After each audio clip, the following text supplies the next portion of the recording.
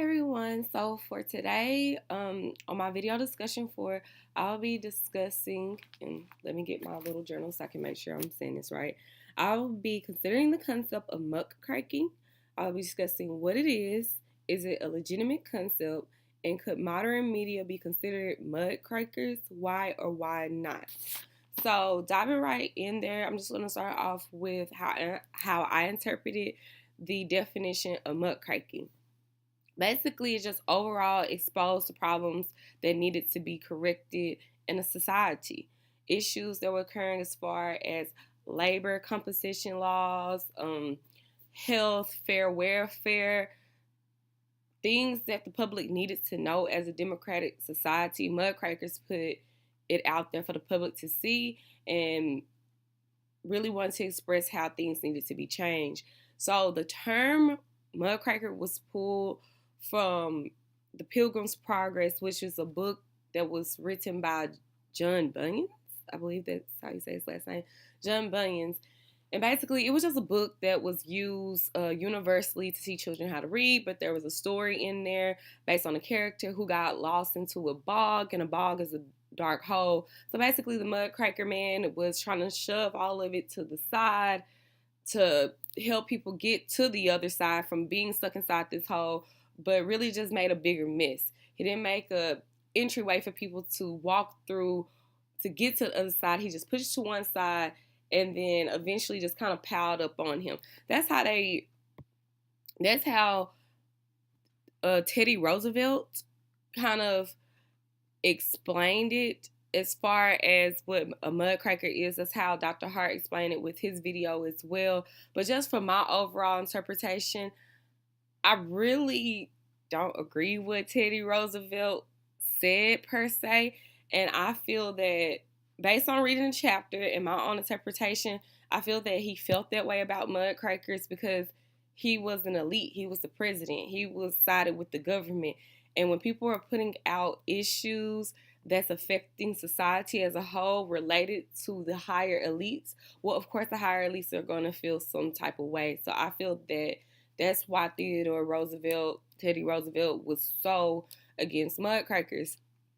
But there were people that weren't, because their efforts were supported and sponsored by socialists and labor groups who really wanted them to keep exposing the things that were just horrific, just reading upon the things that were going on. And I'm going to get into detail about that. But Muckrakers basically was aimed at the middle class, exposing information for the middle class, which would make sense because the higher elites are basically the people trying to keep all these secrets hidden, and the middle class and lower class as well needed to be educated on this so they knew how to protect themselves. So just moving forward, um, so yes, so Mudcrackers sided with the people, and they overall challenged big businesses and privileged classes, which even more solidifies why I feel that that's why Teddy Roosevelt did not necessarily agree with them, and he did not want them to proceed because they actually challenged them. So some men that I want to speak upon, two, one is John Chamberlain. He basically was very doubtful of mudcrackers. He feel that they believe like in a golden virtue. They believe or vision America as such this spectacular place, and that there was no point of return to that. So let me just back that up because it got a little wordy. So John Chamberlain felt that mudcrackers had this facade of what they believe America once was and how it needs to resort back to that. But he basically put out there like, America is not going to get back to that. Like, we are so far out of reach from that whatever you thought it was going to be, it's not that. And if you want to change, you have to act radically, which I do kind of agree with him on that point, certain aspects of it. And then I also want to jump and talk about a man by the name of Richard Hofstadter. I'm probably saying his last name wrong, but it's in the chapter. And basically, he was a person who believed, well, he was a liberalist, and John Chamberlain was a Marxist. So I wanted to throw that out there because I made a point of that to say that. So John Chamberlain was a Marxist and Richard Hofstadter was a liberalist. And he believed that Muck muckrakers only were individuals who put out their interests but was not speaking more so for the welfare of society as a whole, which I don't agree with that necessarily, because an individual have to speak upon a problem that's bothering them that is potentially affecting society as a whole. So for him to kind of say that it was only based on that individual interest and not the welfare of the society.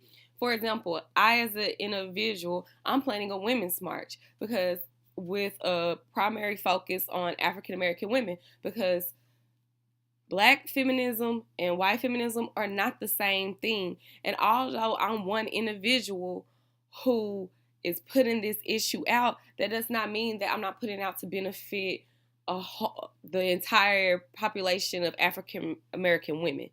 I'm just that one person who's willing to take the risk to do so. So I don't agree with Richard's point. That's just my outlook on it. So just moving forward, continuing, muckraking had transitioned out of being only represented in newspapers and more so was being represented into magazines. So magazines that the chapter spoke upon was the McClure's magazine and the Cosmopolitan, which you can read more about this on page 327 through page 329. And basically they had exposés and articles that speak upon these social conditions and all the solutions that people needed to take heed to make the overall nation stronger and to keep the people of our nation protected. And then as time kind of continued, muckraking was meshed in with literature. So realism in literature that you may see in books or novels that spoke upon things that were going on back in the day and things that's going on in today, because there's a lot of new modern authors who speak upon topics that circle around issues that's going on within our country.